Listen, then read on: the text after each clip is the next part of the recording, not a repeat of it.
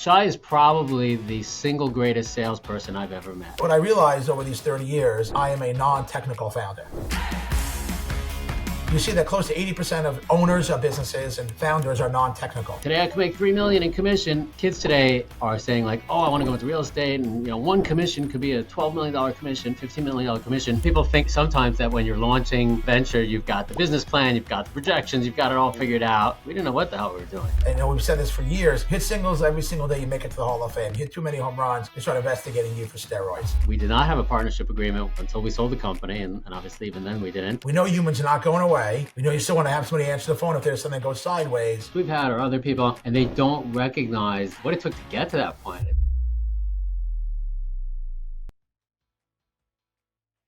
Good morning and welcome to the podcast. So today, this is going to be extremely different from anything I've ever had before, because most of the time, those of you who listen know that most of the time I'm interviewing investment bankers, CEOs of publicly traded companies, entrepreneurs of all different types. And so today I have a guest that I would say is probably one of the biggest mentors in my life.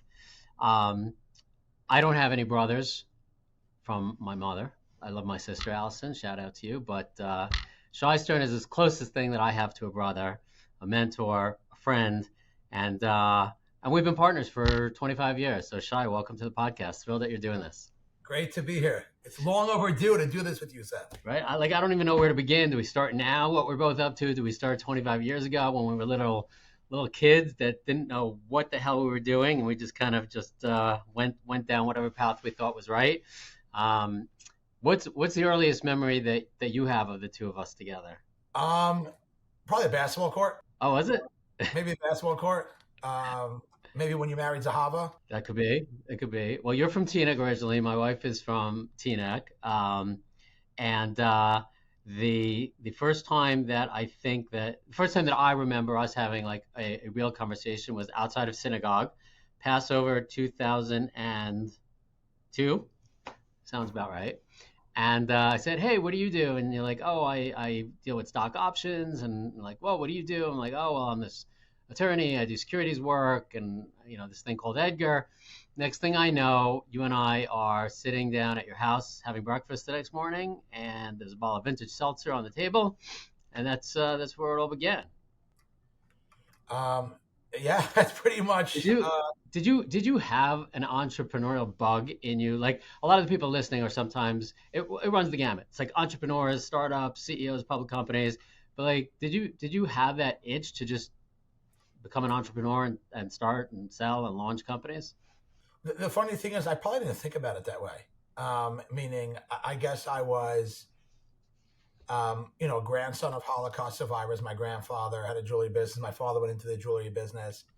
I took a job when I first got married at American Stock Transfer and Trust Company. Then I got a job at this company that's backed by Goldman Sachs called Trian that lasted 3 months. Then I worked for this Israeli venture idea for a couple of months. And I was trying to figure stuff out. I just knew I didn't want to take another job. Then when I met you, I'm like, you know what? I think I could do this. And I don't think we thought, I didn't. No, I didn't think much. I had no idea. We were both trying to figure it out, right? I was a lawyer sitting in my basement practicing law, drafting SB2s. And, people think sometimes that when you're launching, a venture, you've got the business plan, you've got the projections, you've got it all figured out. We didn't know what the hell we were doing, for being honest. No, it's actually funny. Last week, Jamie Sadamauer, who's now at Agora, we were sitting together in Israel, and he goes, he's a cousin to Josh and Jared Kushner, and he goes, they put out this article about my cousin. You got to read it. It's like a 40-page article, and really a great article. I think I read like 4 pages. No, I think I read like half of it. And in the article, it says that he had this opportunity to go meet this guy, Rick Rubin, because he said that his success is really based on intuition. And his success is obviously next level success. But intuition is intuition. And, you and I don't even think today, up until today, 25 years later, we even have a partnership agreement between the two of us. That is true. And I think that's important because in any partnership, trust trumps all, or probably should be one of the top three things. We did not have a partnership agreement until we sold the company. And obviously even then we didn't. But, I think what people will find interesting, and I'll talk about you for a second, is that Shai is probably the single greatest salesperson I've ever met. And not to blow smoke at him, but what that means is that he and I were like complete opposites of each other, zig and zag. In other words, Shai, the one thing I remember about you most is that you would be that type of guy that wakes up at 4 in the morning and like can't wait to hit the phones, cold calling, pounding the pavement. And in my mind, that's like absolute torture. Um, I was more of the operations guy, and like, how do you feel? There's some companies where they say that sales is the most important. All that matters is that you bring in the revenue, and then on the operations side, people say, well, I'm more important because without things getting executed, the sales mean nothing. Tell us a little bit about like your sales background, how you think about sales, growing revenue, things like that. Yeah. So first of all, between the two of us, neither one of us made that comment to each other. I don't recall ever me saying to you, sales is more important than operations, and you No, never said to no, me, those are conversations I've had subsequent in other you and I areas. was really, I think, the blessing that you and I have had We with knew each our other roles. is that we not only knew our roles, meaning I loved you and I love you for all the work that you did. I knew that as much as I'm out there going out there and making a mess and creating whatever opportunities we had, you're going to take care of it. And that was it. I think in all the years that we've been partners, I don't think I ever said to you, I want to look at the bank account or look at, like, I never looked at the bank account. No. It's a complete trust. I never asked you how customer service was doing. I never asked you if you were executing on time. I don't think that if I ever got a customer that called me up and go, what's going on with this? I said, I don't know, talk to Seth. So I think that there was, and there is, this incredible blessing of trust and respect, admiration that just goes both ways. That is an utter incredible blessing between the two of us. Yeah, I am grateful for it every day. The one thing I do remember is that I would be petrified that you were growing the company too fast. And I remember when we were doing, and for those of you who don't know, Vintage Filings was a company that did SEC Edgar filings. And, I was terrified when we had to hire our first in-house person because that responsibility, right? Shout out to Rudy. That responsibility of taking on somebody's livelihood was tremendous. And we were doing mostly microcaps to start with. And I remember you started bringing in bigger and bigger companies, first NASDAQ, the New York Stock Exchange, companies trading at 3 or 4. I said, Shai, don't bring any company in over $3 because if I screw it up on the actual filing, it won't be that bad. And next thing I know, you're bringing in 100, 200, $300 million IPOs. How do you juggle, like for companies that are starting out today, that do you go full steam ahead? Do you pace yourself? Like as somebody who's built multiple companies, some together, some separate, what's your take on that? Oh, it's such a great question. It is such a great question. I think that we'll talk about that story first. We began the business. Our whole pitch was we're better, faster, and cheaper. The cheaper was resonating with those small cap stocks at the time, and they were willing to risk that because they're cheaper on a new provider versus, oh, I'm not going to go in and risk it. I have to stay with a Bound or a Donnelly. Or when I was at Checkalt, and I'm not going to go to Checkalt because I'm not going to risk it. I got to use FIS or Deluxe, or all those things that we've had, and many entrepreneurs and small businesses have to deal with. But nobody ever gets fired for choosing IBM kind of scenario. Now, the courage that I had was, one, I had great faith in you that you're going to take care of it. Two, a document is a document, a number is a number. That's all it is. It's the same exact process. Like you and I both love basketball, and we know that shooting free throws, it's the same exact repetitive behavior. If you're confident in what you are providing, it makes no difference of the size of the customer. Now, there's another issue about taking on larger customers. They typically are a big pain in the butt. They typically are very demanding. They typically want to negotiate more. They typically think that you as an entrepreneur are more desperate to take on their business, and therefore they take away your margins. That's not good. That's why there are those, myself especially, I love SMBs. I love small businesses because they are appreciative of what you're offering them versus being arrogant and difficult and also a longer process in order to sign them up. So there's always trade-offs. When I speak to one of my boys, who you obviously know for many years, I have this discussion with him between kids today are saying like, oh, I want to go into real estate, and one commission could be a $12 million commission, $15 million commission, versus you and I, any business we've ever done, V stock, V check, V corp, it's all small ticket items. Having looked back at all these different businesses, Do you still think like slow and steady and small tickets is the way to go? It's a way to go. Do you like that better than like you're not waking up one day. I know I'm not like waking up one day on an IPO at V stock is like today could be the day. Today I could make 3 million in commission. It just doesn't happen. Do you prefer that approach? That's the approach we landed in. That's the approach we landed in. And you see historically that businesses create value by having recurring revenue. There are those who say, oh, if your monthly recurring revenue is 50 grand, your valuation is this. If you hit a certain target, your valuation is this. You and I have really, really enjoyed the model of you build slowly. You hit singles every single day. And we've said this for years. You hit singles every single day, you make it to the Hall of Fame. You hit too many home runs, they start investigating you for steroids. We've said that many times. And we don't, I mean, I don't know differently. I just don't know differently. The opportunities that we have when we sell a company, and there's a big opportunity and a big moment, that's the payoff for all the hard work that we put in and the singles. Also, investors, they also do not like, they actually discourage client concentration. They don't like if you have 30% or 40% or 50% or even 15% of your revenue dependent on one customer. They actually want you to be diversified as much as you can. In our businesses, we were very blessed that we never had a customer that actually had more than 3 or 4% of the revenue. In Checkalt as well, we were blessed that way. We had a couple of that there. The top of the book had a little bit too much.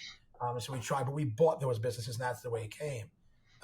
Client concentration is an issue, but I like the single game. I really do. It is what we fell into. So for better or for worse, and thank God in our case it was for better, and it's been great. Now you have had an opportunity recently where you and I for 20 years were very much focused on public companies, companies that wanted to incorporate, companies that wanted to list on the stock exchange, and then for the last decade plus you've been expanding that scope of services to payments.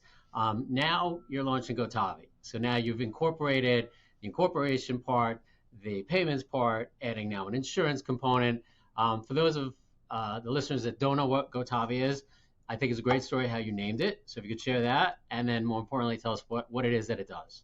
Sure. So the name came about sitting around the table. That's what came with Vintage. It was a seltzer bottle on the table. It was Vintage Seltzers. Now it's Vintage Filings. It came with the name Gotavi was my kids said, well, Pops, you always say, let's go. So you got to put a go in there. And then I think it was you and Adam and a couple others go, well, you've had a lot of success with the V's, V filings, V check, V stock, V corp. So go ahead and have a V in there. And I was like, I don't know, V go, V this, V that. I don't know. Then I said, look, I woke up one morning and I go, look, at this stage in my life, I think it's incredibly clear to me that as much hard work that I do, as much hard work and efforts that we think we actually are doing, unless we get a blessing from upstairs, it's not going to go anywhere. Meaning I can't, Seth, you and I spent many times walking and I said, I cannot believe I made another flight from LA to New York or New York to LA. And I went to Vegas and Florida and Atlanta and all these places, San Francisco and the Bay Area. And today it's not something that I would enjoy doing, something that I want to go ahead and do. But I'm also incredibly clear today that all the blessings come from upstairs. So in Hebrew, the word lahavi or tavi, yavi, really means that Hashem, God, is going to go ahead and bring forth blessing. So I said, if we could do our work, the go, and then we hope that from upstairs, the tavi, the blessing is going to come, then that's a good combination. That's the combination we're looking for. That's how we came with the name Gotavi. What is Gotavi actually going to go ahead and do? So again, everything boils down to what are you trying to solve for? And what I realized over these 30 years is, one, I am a non-technical founder. And when you do the research, you see that close to 80% of owners of businesses and founders are non-technical, which means and not to interrupt, but that's definitely a challenge that you and I shared many, many times over the year, where we try to build something and switch providers and not understand what it is that we were getting ourselves into. So I think that a lot of founders will find themselves in that category.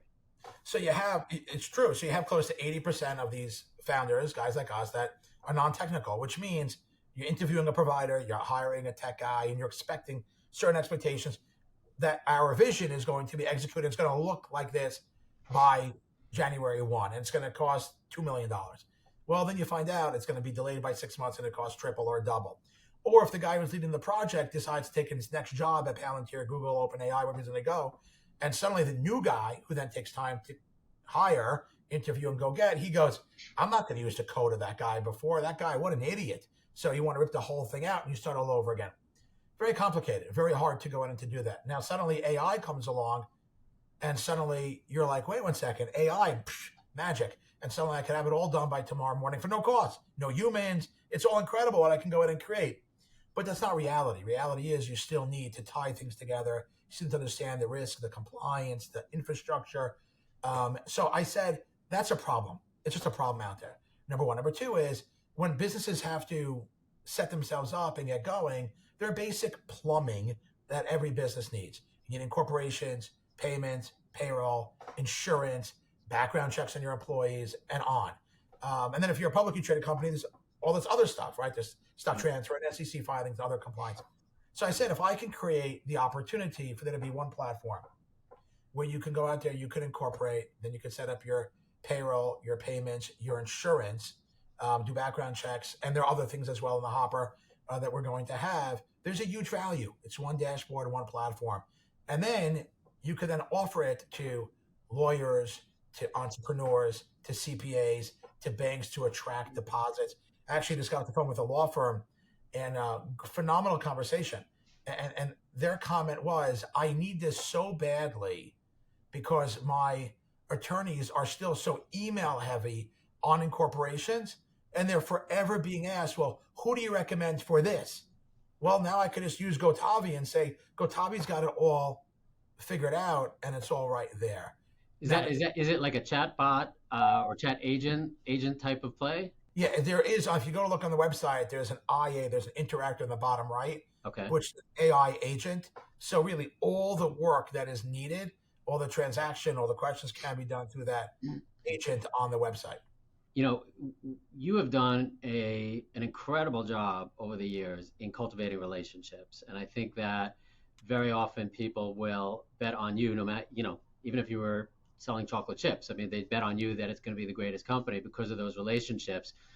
What are some of the suggestions you might offer to either people starting out or people that have been in the game for a long time? I mean, I remember at one point you were buying Hermes ties and giving them out. Anytime somebody came to our office, they would walk out with a tie. The usual breakfast, lunch, dinner, wining, dining. I remember one time in La Marais, you and I were scheduled for dinner. I came down at 6 p.m. and I think we had like egg rolls, and then you left and I got the bill and it was like $5,000. I'm like, what the heck? Like, why is this bill for egg rolls $5,000? And the guy said to me, are you joking me? Shai Stern's been sitting here since 11 a.m. every hour on the hour with new relationships, new customers, new lawyers, new bankers, just ordering, which incidentally is why we were probably both 40 pounds heavier. And it's about cultivating those relationships from a cold call to just super tight where they will never leave. What's some advice you can give people either that's worked for you or that you would suggest for others? Great question. And by the way, to remind you that there was one time they used to be that restaurant in the Sony building. I think it was Solo. And I had you come over. I think I stuck you with a huge bill also. And I said, just come for dessert. It happened often. And, but I appreciate you picking up the tab. But, look, I'm blessed. I really do enjoy people. I do enjoy people. I do like to hear what their needs are and to see where their pain point might be. It's a lot of fun to me. That's why I used to love going to I still like going to people's offices, because when you see people's offices and you see what's behind them and you see what's the pictures of their children, their wife, their family. Not usually, by the way, you will never see a picture of a mother-in-law in somebody's office. Never a mother-in-law. But you can see what they got. Baseball bats. They got a picture of themselves with Shaquille O'Neal or Mr. Wonderful, staying away from all politics, right? You always see people and you're able to connect with people. And then if they're a lawyer, you have to understand a little bit what motivates them. They have a provider. Well, why do they care about this? What is a pain point? Are they buying today or they might buy in the future? A banker. What is one thing that you could do for a banker today that makes their life a drop better? And that was a question that I still always ask. If I could make your day a drop better, what would it be? And nobody will turn down that question. I also think that when people ask you how you are doing, I've discussed this for years. Nobody wants to hear anything but, I'm doing great. I feel blessed. Things are good. Fantastic. Fantastic, right? Nobody wants to hear life sucks. Nobody wants to hear, this is what happened to me yesterday. Right. So I think it's a positive energy. It's a genuine interest to see where I could help somebody else be successful. It's funny to your point. I think that when we had an annual holiday party one year at VCheck, and I flew out to LA, which for me was torture because I hated flying. I still do. And you invited Rabbi Yoel Gold to give a quick presentation. That was his takeaway: is that when you meet somebody, you don't just say, "Hey, how are you? What's going on?" Because, like you said, nobody wants to hear. You initiate. Say, what does he say? What's the good news? What's the good news? You got to start off with positivity. And sometimes I would use that, and it would actually just catch people off guard. They're like, they have to stop and think, like, what's good in my life to share. But I think that cultivating those relationships is something that you've always done so well. What do you think is going to be sort of like the future integrating AI into services like Gotavi, like the incorporations, background checks? Do you think it's just going to become more and more automated, or is there still a need for that human touch? Because we're talking about relationships, but at the same time, we're talking about the benefit of agents. How do you see meshing the two? Yeah, what a great question. So there was an article in today's journal and an article in today's Times, which will be now every day. There'll be these different articles that are going to be there all the time around this subject. And so I think that people will always buy from people in services businesses like ours. But in tech-enabled solutions, it is beyond important to see where you can make somebody's day a drop easier. Meaning that's the goal. The goal is if I can make your day a drop easier, a drop lighter, enabled to make you a drop more productive, then that's where that should mesh. That's the ultimate nirvana that we are trying to get to of, we know humans are not going away. We know you still want to have somebody answer the phone if there's something that goes sideways. But up until that time, can I actually go ahead and do things the automated way? I also think that with age, people are going to look at things differently. When we started in business, no one thought anybody would feel secure to put a credit card on the internet. Right. Today, how can some of the behaviors in e-commerce apply to business commerce? And I'll give an example. Nike does, and many e-commerce sites do an incredible job that if you're clicking on stuff, you're looking at a pair of shorts, a sneakers, t-shirt, cap, and you don't close out, they'll come back to you within minutes and go, hey, you forgot your shopping cart. Or do you want to pair those sneakers with, these cool Jordan socks, whatever it might be. Now in business, there are many opportunities that you have where you say, oh, I'm going to have a guy call to upsell you to see what else I can go ahead and do that. But today, if somebody is going out and they're incorporating, it naturally should be able to offer them, well, did you take care of your insurance yet? And they're going to say, well, I don't even know what kind of insurance I need for the business that I'm opening. How do I know? Do I need $500,000 in coverage, $1 million in coverage? If I get to a certain revenue level, do I need to increase that coverage? If I have a new revenue stream, what do I go ahead and do? And you and I, as entrepreneurs, we had a lot of questions that we had. I remember this one that pops into my head. I remember the time we were really, really struggling. We were really getting going, and you had a bunch of kids, I had a bunch of kids, and we had to pay mortgages. And it's just like everybody just needed cash. And we were like, oh my goodness, we had receivables. And then one time we finally were like in a somewhat of a pleasant place, which meant that we covered the month. That's right. Where we were at that time. And then we got a letter in the mail that said that one of our customers filed for bankruptcy, and they were going to claw back a whole bunch of that money. And you and I looked at each other and we go, well, we don't have that money. And then we called up a friend of ours and we go, is this actually true that they can come back and now claw back that money? And he goes, oh, yes, they can. And I said, what if I don't have it? He goes, well, you got to go get it. So we were like, but you learn a lot of these things as you continue to go. And that's a good point. Like everybody hears some success stories, whether, some success we've had or other people, and they don't recognize what it took to get to that point. I remember very clearly having conversations with my wife about vintage. I'm like, I can't take it anymore. We can't make payroll. I'm working sundown to sunset, and Fridays, 2 minutes before Sabbath, I'm working, and 2 minutes afterwards, and it's just like, is it really worth it all?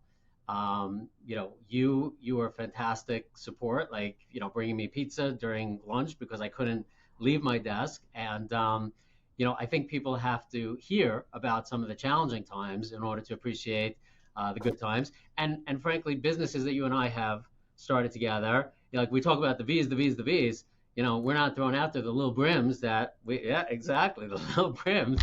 What a debacle that was. We flew to Vegas, right? What was the name of the Vegas show? Magic? Magic. We had a great time. We had a great time in Vegas. You made a lot of money at blackjack, but there were some companies that we should not have gone down that path, and people need to hear that and recognize that as well.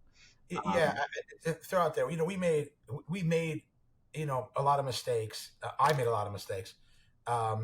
Even when we had some success and we wanted to, or we felt that by investing in certain companies that would drive additional revenue to our business, and it was wrong. Fundamentally, it was wrong. It was a flawed thesis, and I regret those moments. You have to learn from them as to stay your course.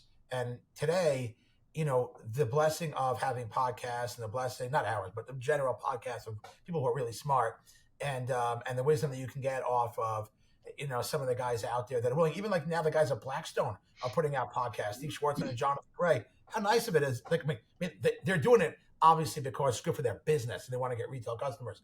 But getting that wisdom and hearing from them how they're 40 years later, I saw this podcast Saturday night of David Lichtenstein, an amazing moment where he lost $500 million. Right?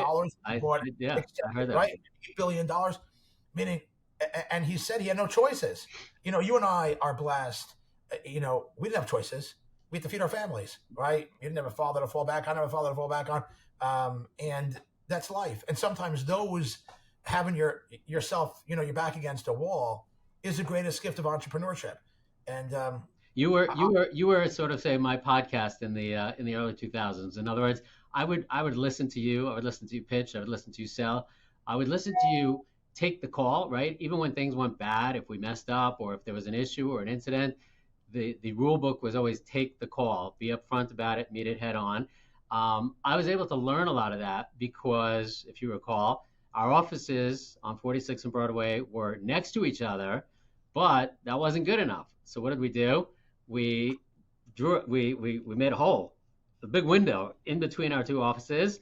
Some days it was tossing a football back and forth, but for me, that was a game changer because I got to hear you on the phone all day long in the different scenarios and really, really learned a lot from that. What are some parting thoughts? Meaning, A, that people should know about Gotavi. B, there's a lot of young kids out there that are looking to become entrepreneurs. They're not necessarily going down the route of school or putting in 5 or 10 years. What else should people know about Shai Stern and what you're up to these days? Well, first, if you want to earn some extra money, you can become a Gotavist agent. Go to the gotavi.co. And, wait, is that going to be in the Wikipedia term sheet? Gotavist agent? Become a Gotavist. That is a nice word. I like that. So you can become a Gotavist, which is an agent, and everybody knows somebody who's doing corporations or payments or payroll insurance, and you can earn money, get your own link, and all that fun stuff. Look, parting words. Hopefully, we'll do this again. It's a lot of fun. Yeah. I can't believe it. Look, today there's an amazing gift that there is on ChatGPT, and I'm sure on other platforms as well, that you can create your own life agent prompt. And if someone wants to be very, very honest with themselves, they should create their own prompt. And once you create your prompt, and they'll take 30 minutes, 40 minutes, they ask you all these questions about your personality, what your interests are, what you've done in your career, what your education is, what gets you upset, what gets you happy, what you enjoy. Really great questions. I'm sorry to interrupt you. What's the actual prompt that one would put in to generate that exercise? If you go to ChatGPT and you say, please interview me and help me create the Seth Farbman life agent prompt. Okay. And then they'll give you all these questions, different sections. And then when it's done, they'll give you a PDF or they'll give you a Word document of your prompt. Now, what that does is then you could say, okay, now tell me something unique about myself that I didn't think about. So suddenly they're going to say, hey, do you know that based on what you said, you really can add value to a business this way, or you can start a company this way, or you can hone your skills this way. Or you didn't realize that you have a fear of sharks, or that you have an amazing courage to go out there and a tolerance for working within a team and solving problems. It gives you great wisdom. Now, let's say, for example, you want to start a business, but you don't know what to go start. They could say, well, take my life agent prompt and then go ahead and tell me 3 businesses I should go ahead and start. And then you say, wait 1 second. If you tell me to go start this business based on my prompt, who are the next 2 hires or partners I need to go ahead and hire that would actually help my business become very successful? Today, and then you can come to Gotavi and we'll help you set the whole thing up. But the point is that today's generation has such an amazing gift in the tools that are at their fingertips, but at the same time has an incredible challenge where they feel somewhat that life is easier than it really is. And you got to work. That's just the bottom line is. You got to work. And work is healthy. Work is good. Work is fun. And when you do that, you hopefully will Listen, you've always, since the day we met, had an incredible work ethic, getting up super early, every minute accounted for, whether it's in your studies, the prayers, whether it's working, whether it's giving back to the community, giving classes to others. I'm thinking back now over the years, there have been countless, and I mean countless emails or letters that you and I have shared about how, like, you may have done something for somebody 15, 20 years ago, or said a nice thing to somebody and you don't even realize you said it. And they come back to you and they're like, Shai, you changed my life. And, I've seen that through you many, many times over. I think that anybody who's listening has a lot to learn. I know that I'm going to be doing my homework tonight with this prompt that you just shared. Well, here's the takeaway, Seth. You know what's going to happen? I did my prompt. Now you're going to go create your prompt. Okay. And then we're going to go ahead and say, give us the next business that Seth, we should go ahead and launch together. I'm open to that. If anybody else has any ideas you want to share, any guidance, we'd love to hear it. And I'll end like this. Both Shai and I are very, very happy to try to help others. And if there are people out there that are listening, whether they want just to talk about ideas, if they say, hey, do you think this is viable? What do you think some of the pitfalls or benefits of this type of approach might be? We're always very available. And if somebody wants to learn more about Gotavi or just get in touch with you, what's the best way? LinkedIn. Is the easiest way. Gotavi.co or my cell phone. I answer it. Okay. Gotavi.co. Shai, as always, a pleasure. Thank you, brother. That's the best. I'll talk to you soon. Thank you. Bye. Bye.